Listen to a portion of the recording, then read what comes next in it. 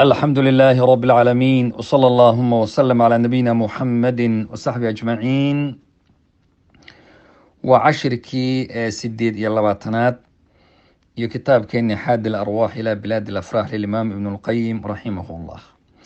أبواب النار نارتا البابدة إلى ربي وحوري سبحانه لها 7 أبواب لكل باب منهم جزء مقسوم. albaabada naarta waxaa lagu cabiray inay yihiin 7 albaab.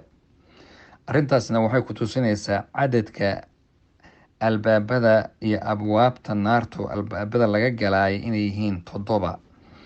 marka 7daasina weliba way furan yihiin oo haddaba way furan yihiin. waxaana laga garan xadiidkii rasuulka sallallahu alayhi wasallam uulaa markii bisha ramadaan la gaadho futixat abwaabul janna, jannada albaabadeeda la furi, wagulliqat abwaabu nnaar, naarta albaabadeedana waa la xidhaa.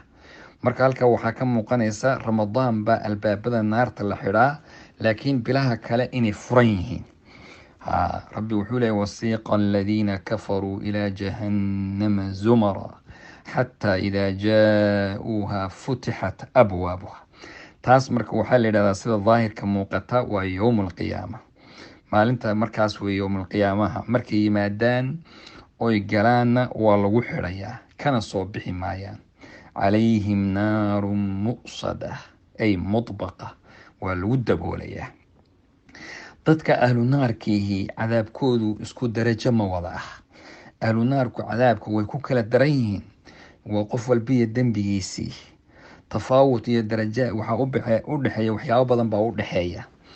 munaafiqiintu waxay ka mid yihiin fi darki alasfali min annaar. ina almunaafiqiina fi darki alasfali min annaar, meesha ugu hooseysa ayay joogaan. munaafiqa oo nifaaqa ictiqaadiga caqadiga waa meelaha ugu daran ayuu noqonayaa.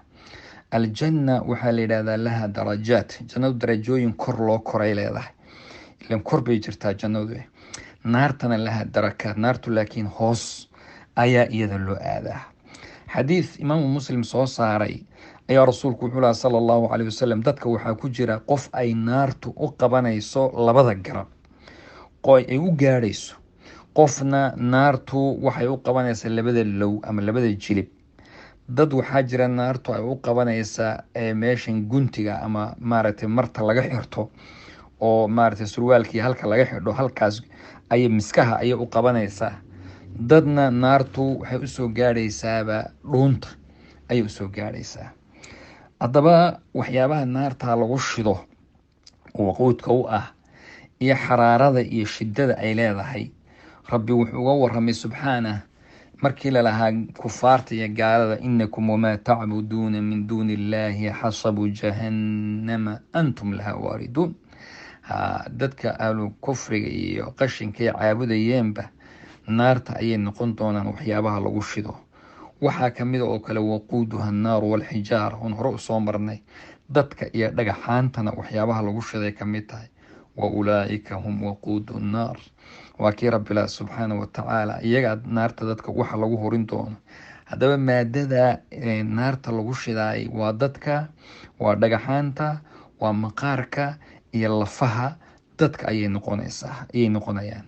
amaa xaraaradeeda iyo kuleylkeeda, yaa subxaana allah, rabbi wuxuu lahaa walahum maqaamicu min xadiid kulamaa araaduu an yakhrujuu minha min gamin uciiduu fiiha waduuquu cadaab alxariiq.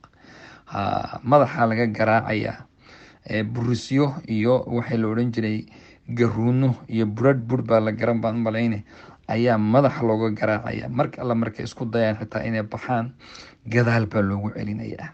kulamaa araadu ama kulamaa araada axaduhum, mar alla markuu rabo mid kamida inuu baxo, naarta ka baxo, waxaa lagu dhufanayaa dubahaasaa lagu dhufan, markaasuu hoos naarta mar labaad ugu dhacaya.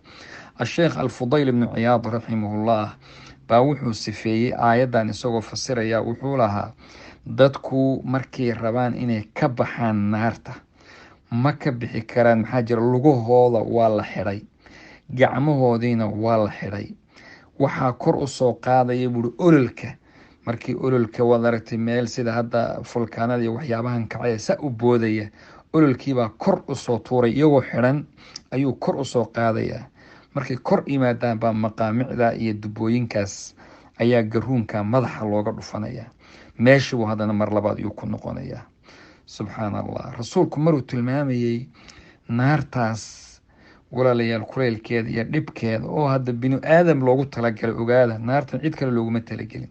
binu aadam inagoo kala 9 bilood ku dhashay, rag iyo dumara ayaa loogu talagalay, laakiin amarkii ilaahay diiday. rasuulku maruu tilmaamay wuxuu yihi naarukum haadihi juz-un min 70 juz-an min naari jahannam.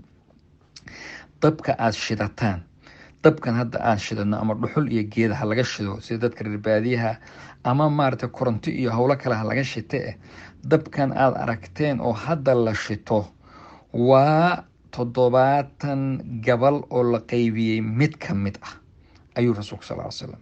waxay ku yihi asxaabtu yaa rasuulalahi, oo iyadaaba ku filaan lahayd, dadka dabkaanaba haddii lagu tuuro ku filaan lahaa. wuxuu yihi waxaa lagu siyaadinayaa 69 qaybood oo kale ayaa lagu darayaa. marka waa 70 qaybood, hal ka mida weeye dabkan aad hadda ujeedaan, ciyaadan billah. ilaahay subxaanahu watacaala baan ka magan galnay. ilaahay subxaanahu watacaala inaga badbaadiyo. jazaakum allahu khayr, baarak allah.